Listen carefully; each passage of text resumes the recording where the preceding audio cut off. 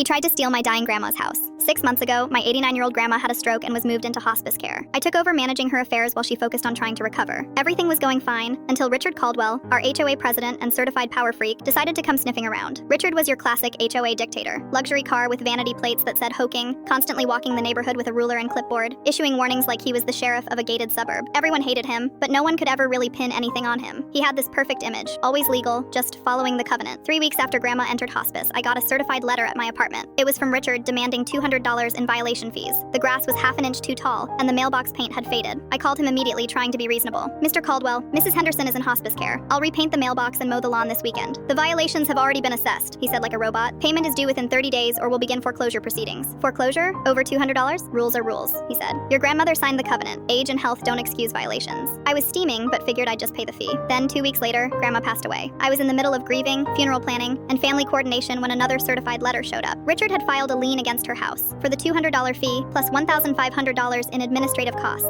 He was actually initiating foreclosure. I called him again. Mr. Caldwell, my grandmother just passed. This is completely inappropriate. I'll settle the fees next week. He didn't care. The foreclosure timeline doesn't stop for deaths. If the new owner wants to stop seizure, they need to pay immediately. Cash only. Then he added the line that flipped a switch in my brain. Besides, who's going to inherit a rundown house like that anyway? Probably better off in someone else's hands. I took a breath. Actually, Mr. Caldwell, I inherited the house. And I should probably mention, I'm a real estate attorney, specializing in HOA disputes. Silence. Still there, Richard? He tried to backpedal immediately. Well, obviously we can work something out. Professional courtesy and all. Oh no, let's follow your timeline exactly. You said rules are rules, remember? The next day I filed a motion to dismiss the foreclosure. Improper notice, excessive and unauthorized fees, predatory behavior. I also filed a request for a full audit of the HOA's financials. What I found was gold. Richard had been embezzling HOA funds for 3 years. The $1,500 administrative fees he kept charging people, not mentioned anywhere in the HOA covenant. He just made them up and pocketed the money. Dozens of violations, thousands of dollars. And here's the kicker. His house was out of compliance too. His fence, 6 inches too tall. Satellite dish, violated aesthetic standards. Boat in the driveway, clear violation of the recreational vehicle prohibition. So I filed formal complaints against him. Every single one. Demanded immediate compliance and the max fines. His own rules. Then I called an emergency HOA meeting. I laid it all out. The embezzlement, the fraudulent fees, the violations, the abuse of power. The room erupted. People were furious. Turns out half the neighborhood had been victims. One elderly man had paid $3,000 in fake fees. A single mom got charged $800 because her kids drew chalk on the sidewalk. He called it graffiti. The vote to remove Richard as HOA president was unanimous. They also voted to pursue criminal charges and refund everyone he scammed. Richard tried to defend himself. I was just maintaining property values. Like when you tried to steal a dying woman's house, I asked? Or when you pocketed $15,000 in fake fees? Cops arrested him that night. 6 months later, his house went into foreclosure because he couldn't afford the legal bills. The new HOA board dropped all liens on my grandmother's house and issued a formal apology. I kept the house, turned it into a rental. The tenants are lovely and the lawn, always perfectly trimmed. Richard's house sold $60,000 below market value. The new owners painted it bright purple. And the new HOA president, that single mom he tried to scam.